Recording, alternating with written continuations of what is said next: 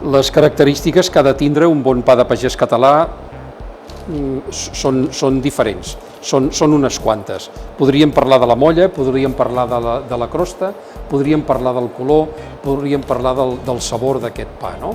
I també d'una cosa molt important, de la durabilitat d'aquest pa quan el client el té a casa. La crosta ha de ser lleugerament dorada, ha de ser suficientment cuita, però no amb un excés. Cuita perquè sigui cruixent, però alhora quan la posis a la boca que es desfaci com una galeta, que no estigui engomada, que cruixeixi i que es pugui menjar bé. La molla té que ser lleugerament alveolada i un pèl humida, que això ve donat per la massa mare. Aquesta humitat, aquesta característica de la molla és el que farà que després a casa aquest pa ens duri més dies, que és un dels objectius. Quan tu compres un pa gros no te l'acabes en un dia i nosaltres hem de procurar que aquest pa demà i demà passat estigui en condicions de menjar.